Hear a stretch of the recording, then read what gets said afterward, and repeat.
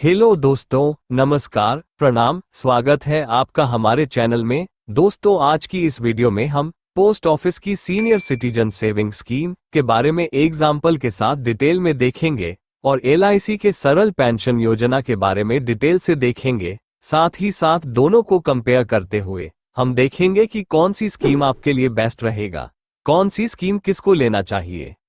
आपने इस वीडियो पर क्लिक किया है, इसका मतलब आप एक संस्कारी व्यक्ति है, आपको एक एक रुपए की वैल्यू पता है।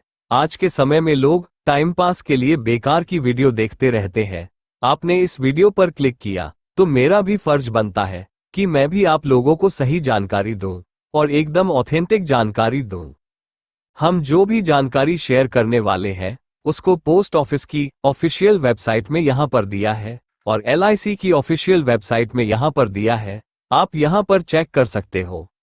आज के समय में जिस बच्चे को मेहनत करके पढ़ा लिखा करके इस काबिल बनाया कि 2-4 पैसे कमा सके, वही बच्चे लोग बुढ़ापे में माता पिता को सताने लग जाते हैं, उनकी थोड़ी सी जरूरतें पूरी नहीं कर सकते, 2-4 पैसे के लिए ही उन्हें सुना देते हैं, उनकी दवाई तक के लिए पैसे नहीं देते हैं।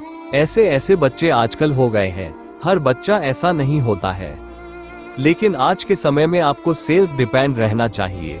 अपने दवाई के खर्चों के लिए और कुछ खाने का मन करे उसके लिए आपको सेल्फ डिपेंड रहना चाहिए, क्योंकि आजकल के सभी बच्चे माता पिता की सेवा करना नहीं चाहते, कुछ ही बच्चे चाहते हैं। इसलिए आपको भी अपने फ्यूचर के लिए सेल्फ डिपेंड रहना चाहिए।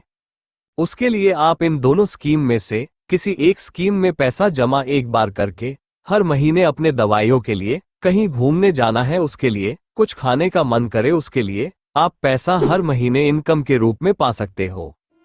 ये कलयुग है साहब, यहाँ अपना अपना नहीं होता। जाके उन माँ बाप से पूछो जो बच्चे रहने के बावजूद वृद्ध आश्रम में अपनी जिंदगी गुजार रहे हैं।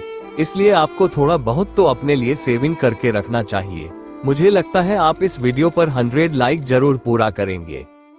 तो चलिए दोस्तों, पोस्ट ऑफिस की सीनियर सिटीजन सेविंग स्कीम और LIC की सरल पेंशन स्कीम में कंपैरिजन करके देखते हैं। तो मिनिमम एज की बात करें तो सीनियर सिटीजन सेविंग स्कीम में 60 वर्ष के व्यक्ति इसमें पैसा जमा कर सकते हैं।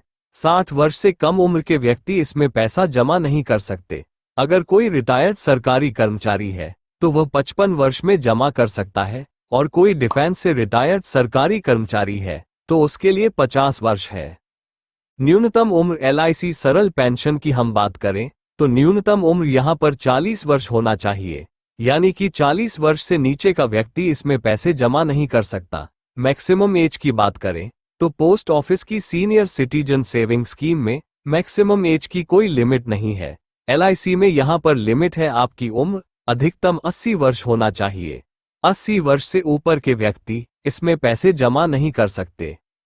अगर हम भुगतान की बात करें तो सीनियर सिटीजन सेविंग स्कीम में ब्याज तिमाही मिलता है, यानी कि हर 3 महीने में ब्याज का पैसा इसमें आपको मिलता है। आपके सेविंग अकाउंट में 8.2% के हिसाब से यह इंटरेस्ट रेट हर 3 महीने में बदलता रहता है, कम ज्यादा होता रहता है। अगर हम LIC की सरल पेंशन स्कीम की बात करें तो इसमें आपको पेंशन मिलता रहता है, और इस पेंशन को जैसे ही आप इस प्लान को लेते हैं तो उसके 1 महीने के बाद में आपको पेंशन मिलना स्टार्ट हो जाता है। तो इस पेंशन को आप मंथली, क्वार्टरली, हाफ ईयरली या फिर ईयरली, इन चारों में से किसी भी ऑप्शन को आप सेलेक्ट करके आप पेंशन को ले सकते हैं। न्यूनतम जमा राशि की बात करें तो पोस्ट ऑफिस की सीनियर सिटीजन सेविंग स्कीम में आप 1000 रुपीज जमा कर सकते हो। इसमें एकमुश्त जमा करना होता है। आप जितना भी जमा करोगे उसको एकमुश्त जमा करना होता है। तो यहाँ पर आप 1000 रुपए से स्टार्ट कर सकते हो, और मैक्सिमम की हम बात करें तो आप 30 लाख रुपए तक इसमें जमा कर सकते हो।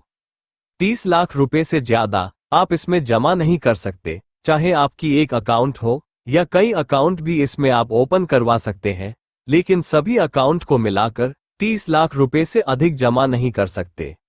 LIC की अगर हम बात करें तो यहाँ पर इसमें एकमुश्त आपको जमा करना होता है, और इसमें मिनिमम आपको कम से कम महीने में 1000 रुपए पेंशन मिल सके, उस हिसाब से आपको इसमें जमा करना होता है।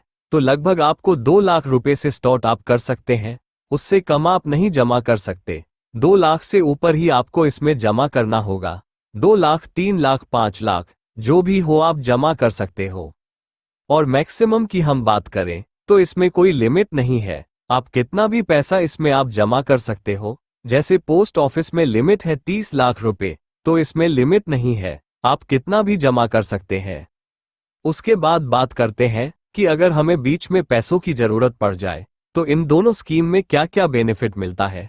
तो अगर हम सीनियर सिटीजन सेविंग स्कीम की बात करें तो 1 साल से पहले आप इसमें पैसे नहीं निकाल सकते कोई भी कंडीशन में, और 1 से 2 साल के बीच में अगर आप पैसे को निकालते हो तो आपका ब्याज में 1.5% की कटौती की जाएगी। और अगर आप 2 से 5 साल के बीच में पैसे को निकालते हो तो ब्याज में 1% की कटौती की जाएगी। LIC की अगर हम बात करें तो इसको आप बीच में नहीं बंद करवा सकते, एक बार पॉलिसी लेने के बाद इसको आप बीच में नहीं बंद करवा सकते। एक ही कंडीशन में आप इसको बंद करवा सकते हैं, अगर किसी गंभीर बीमारी से पीड़ित हो जाते हैं तब उस स्थिति में इसको सरेंडर कर सकते हैं। अन्य किसी स्थिति में आप इसको सरेंडर नहीं कर सकते। जो पैसा है आपके नॉमिनी को मिलेगा, जिंदगी भर तो आपको पेंशन इसमें मिलता रहेगा, लेकिन उसके बाद में जो पैसा है वो आपके नॉमिनी को मिल जाएगा। कितने वर्ष का स्कीम है उसको देख लेते हैं। तो जो सीनियर सिटीजन सेविंग स्कीम है वो 5 साल के लिए रहता है। उसको अगर आप चाहे तो 5 साल के बाद में 3 साल के लिए और एक्सटेंड करवा सकते हैं। उसके बाद में आपको ये पैसा वापस कर दिया जाता है। उसको आप चाहे तो आप फिर से इसी स्कीम में इसको जमा कर सकते हैं। लेकिन जो LIC की सरल पेंशन स्कीम है इसमें आपको एक बार जमा करना होता है, उसके बाद में ये जीवन भर के लिए जमा हो जाता है, जीवन भर आपको पेंशन मिलता रहता है। टैक्स बेनिफिट की हम बात करें तो सीनियर सिटीजन सेविंग स्कीम में 80C के तहत 1.5 लाख रुपए तक टैक्स में आपको छूट मिल जाती है। और अगर 50,000 रुपए से ज्यादा का ब्याज आपका बनता है तो 10% का TDS काट लिया जाता है। इस TDS से बचने के लिए आपको फॉर्म नंबर 15G15H भरना होता है। LIC की अगर हम बात करें तो इसमें जो पेंशन मिलता है वो टैक्सेबल रहता है, यानी आपको टैक्स देना होता है।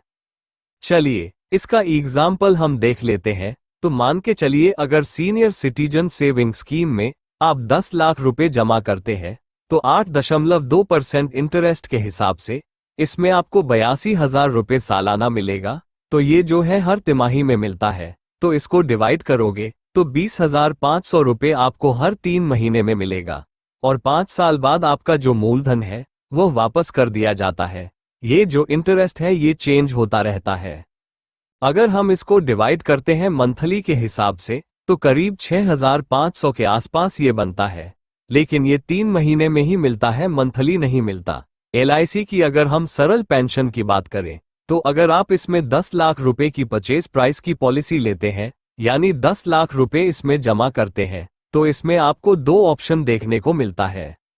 अगर आप फर्स्ट ऑप्शन को सेलेक्ट करते हैं तो आपको सालाना 62,300 रुपए इसमें आपको मिलता है पेंशन के रूप में।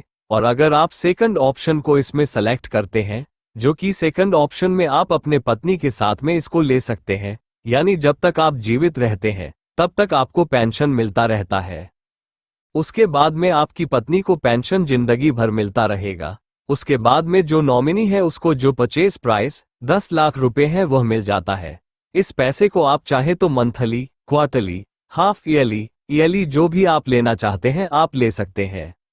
लोन की अगर हम बात करें तो सीनियर सिटीजन सेविंग स्कीम में आपको लोन की सुविधा नहीं मिलती है, लेकिन अगर हम LIC की बात करें सरल पेंशन स्कीम की, तो पॉलिसी लेने के 6 महीने के बाद में आप कभी भी इसमें लोन ले सकते हैं।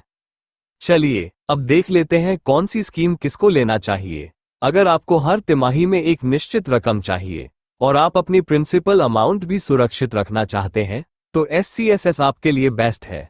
अगर आप चाहते हैं कि आपको जीवन भर हर महीने पेंशन मिले तो LIC सरल पेंशन योजना बेस्ट ऑप्शन है।